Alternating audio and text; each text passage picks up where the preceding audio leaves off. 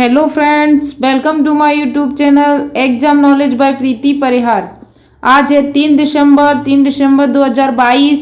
आज हम 3 दिसंबर 2022 का करंट अफेयर डिस्कशन करने वाले हैं। आने वाली सभी एग्जाम्स के लिए करंट अफेयर एक बहुत ही इम्पोर्टेंट टॉपिक है। हर एग्जाम्स में करंट अफेयर से क्वेश्चन पूछे ही जाते हैं। तो चलिए आज का वीडियो शुरू करते हैं। आज का हमारा पहला क्वेश्चन है, 14 दिसंबर 2022 को संयुक्त राष्ट्र सुरक्षा परिषद की भारत की अध्यक्षता के दौरान संयुक्त राष्ट्र में महात्मा गांधी की एक प्रतिमा का उद्घाटन किसके द्वारा किया गया है?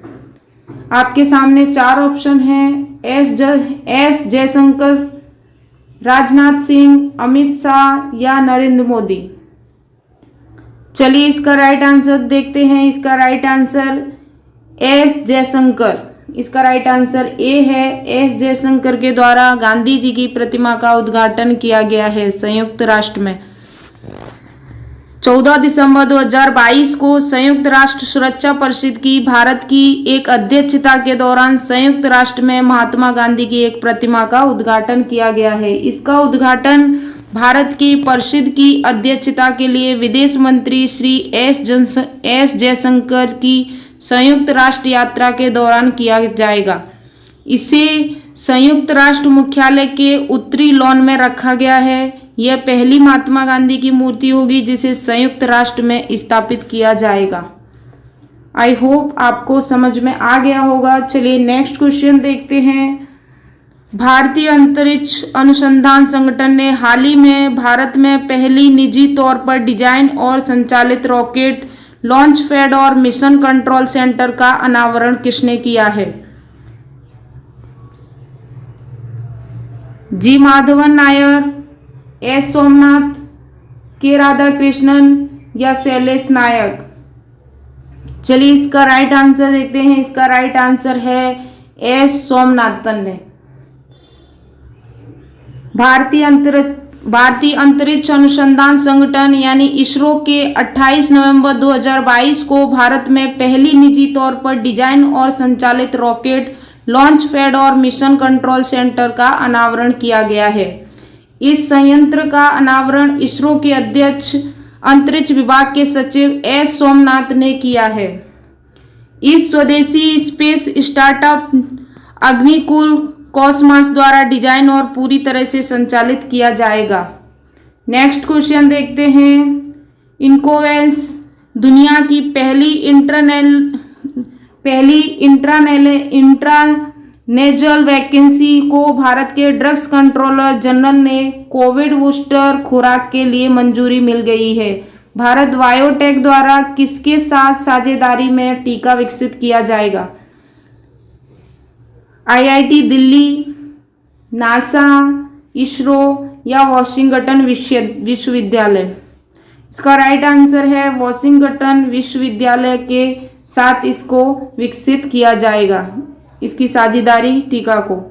दुनिया की पहली इंट्रानेजल वैकेंसी भारत को बायोटेक के drug controller general of India से कोविड बूस्टर डोज के लिए मंजूरी मिल गई है। एक पूर्वी संचलन स्तर SARS-CoV-2 स्पाइक प्रोटीन के साथ एक पुनः संयोजन प्रकृति कमी वाली एंडोवायरस बैक्टीरियल वैक्सीन है। इसको वॉशिंगटन विश्वविद्यालय के साथ साझेदारी में विकसित किया था इनकोवेस ने। नेक्स्ट क्वेश्चन देखते हैं। हाल ही में भारतीय रिजर्व बैंक ने पारसी सहकारी बैंक पर कितने रुपए का जुर्माना लगाया है? कौन सी बैंक?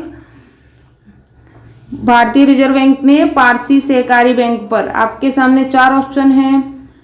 1.25 करोड़ रुपए का, 1.5 करोड़ रुपए का, 12.5 करोड़ रुपए का या 125 करोड़ रुपए का या 1250 करोड़ रुपए का।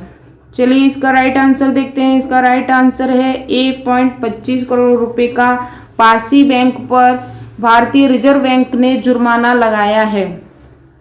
भारतीय रिजर्व बैंक ने 28 नवंबर 2022 को 3 सहकारी बैंकों पर जुर्माना लगाया है।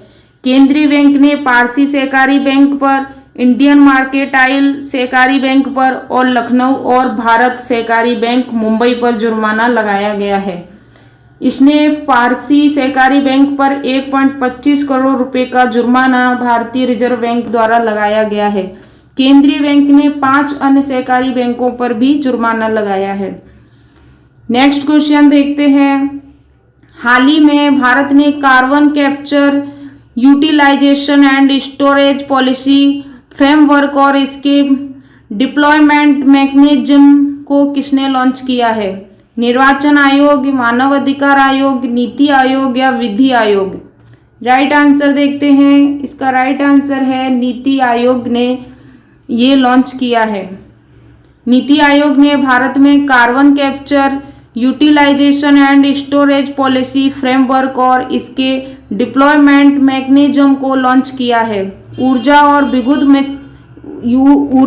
विद्युत क्षेत्र के विभिन्न हितधारकों द्वारा प्रदान किए गए मूल्यवान इनपुट पर रिपोर्ट तैयार की गई थी। चीन और अमेरिका के बाद भारत दुनिया में CO2 का तीसरा सबसे उत्सर्जक देश बन गया है। नेक्स्ट क्वेश्चन देखते हैं। हाल ही में भारत ने मालदीव को कितने अमेरिकी डॉलर की बजटीय सहायता प्रदान की है? भारत ने मालदीव को 200 मिलियन, 500 मिलियन, 600 मिलियन या 100 मिलियन? चलिए इसका राइट आंसर देखते हैं। 100 मिलियन अमेरिकी डॉलर की बजटीय सहायता की है भारत ने मालदीव को। भारत ने मालदीव को 100 मिलियन अमेरिकी डॉलर की वित्तीय सहायता प्रदान की है। ये सहायता द्वीप समूह राष्ट्र में कठिन आर्थिक स्थिति से निपटने के लिए बजटीय सहायता के रूप में है। बिना किसी शर्त के सहायता प्रदान की जा रही है और मालदीव अपने आर्थिक सुधारों में इसका उपयोग करने के लिए स्वतंत्र है, जैसा कि वह उचित समझे। नेक्स्ट क्वेश्चन देखते हैं। मार्च 2024 तक टाटा के स्वामित्व वाली एयर इंडिया में किस एयरलाइंस का विलय किया जाएगा? विस्तार airlines, spice jet airlines, Bhagwati airlines या इंडियन एयरलाइंस? इसका राइट आंसर देखते हैं। विस्तार एयरलाइंस। मार्च 2024 तक विस्तार एयरलाइंस का टाटा के स्वामित्व वाली एयर इंडिया में विलय हो जाएगा। सिंगापुर एयरलाइंस और टाटा सन्स मार्च 2024 तक एयर इंडिया और विस्तारा का विलय करने पर सहमत हो गए हैं, जो विनियामक अनुमोदन के अधीन है। इस एकीकरण के पूरा होते ही सिंगापुर एयरलाइंस एयर इंडिया में $250 मिलियन यानी 2000 करोड़ रुपए का निवेश करेगी। विस्तार से सिंगापुर एयरलाइंस की अल्पमत हिस्सेदारी है। नेक्स्ट क्वेश्चन देखते हैं। आरबीआई ने 1 दिसंबर 2022 को खुदरा डिजिटल रुपए के लिए पहला पायलट परीक्षण लॉन्च करने की घोषणा की है। इस पायलट परीक्षण में चरणबद्ध भागीदारी के लिए कितने बैंकों की पहचान होगी? 5 बैंक, 8 बैंक, 11 बैंक या 13 बैंक? इसका राइट आंसर है 8 बैंकों की भागीदारी होगी। बी इसका राइट आंसर है। या आरबीआई ने 1 दिसंबर 2022 को खुदरा डिजिटल रुपए के लिए पहला पायलट परीक्षण लॉन्च करने की घोषणा की है। यह पायलट परीक्षण में चरणबद्ध भागीदारी के लिए 8 बैंकों की पहचान की गई है। पहले चरण की शुरुआत देश भर के 4 शहरों में state bank of India, ICICI bank, yes bank और IDFC फर्स्ट बैंक सहित 4 बैंकों से होगी। नेक्स्ट क्वेश्चन देखते हैं। हाल ही में नई दिल्ली में संघ लोक सेवा आयोग के सदस्य के रूप में पद और गोपनीयता की शपथ किसने ली है? नई दिल्ली में संघ लोक सेवा आयोग के सदस्य के रूप में गोपनीयता की शपथ किसने ली है? संजय कुमार, माधव सिंह, प्रीति सूदन या मधुसूदन? चलिए इसका राइट आंसर देखते हैं। इसका राइट आंसर है सी, प्रीति सूदन ने नई दिल्ली में लोक सेवा आयोग के सदस्य के रूप में गोपनीयता की शपथ ली है। पूर्व स्वास्थ्य सचिव प्रीति सूदन ने नई दिल्ली में संघ लोक सेवा आयोग के सदस्य के रूप में पद और गोपनीयता की शपथ ली है। प्रीति सूदन 1983 बैच की आंध्र प्रदेश कैडर की सेवानिवृत्ति भारतीय प्रशासनिक सेवा यानी यूपीएससी की एक अधिकारी है। उन्होंने खाद्य और सार्वजनिक वितरण सचिव के साथ साथ महिला एवं बाल विकास विभाग और रक्षा मंत्रालय में भी कार्य किया है। नेक्स्ट क्वेश्चन देखते हैं, अंतर्राष्ट्रीय जुगाड़ दिवस कब मनाया जाता है? 28 नवंबर, 29 नवंबर, 30 नवंबर या 1 दिसंबर? चलिए इसका राइट आंसर देखते हैं। इसका राइट आंसर है 29 नवंबर को अंतर्राष्ट्रीय जुगाड़ दिवस के रूप में मनाया जाता है। अंतर्राष्ट्रीय जुगाड़ दिवस प्रतिवर्ष 29 नवंबर को मनाया जाता है। मार्च 2018 में जुगाड़ 2030 फोरम के लिए संयुक्त राष्ट्र मुख्यालय में 14 रेंज देशों के प्रतिनिधि न्यूयॉर्क में एकत्रित हुए थे। इसके परिणाम स्वरूप जुगाड़ 2030 व्यक्तित्व का निर्माण हुआ है, जिसमें अंतर्राष्ट्रीय जुगाड़ दिवस बनने के प्रस्ताव सहित अंतर्राष्ट्रीय स्तर पर सहयोगितात्मक जुगाड़ संरक्षण पहल की एक विस्तृत श्रृंखला को रेखांकित किया गया है। ये 2018 से शुरू हुआ है। 2030 तक एक फोरम पर संयुक्त राष्ट्र मुख्यालय ने इसको एकत्रित करने का प्रस्ताव रखा है। ये 2030 तक देखा जाएगा कि जुगाड़ में क्या बदलाव हो रहा है। चलिए आज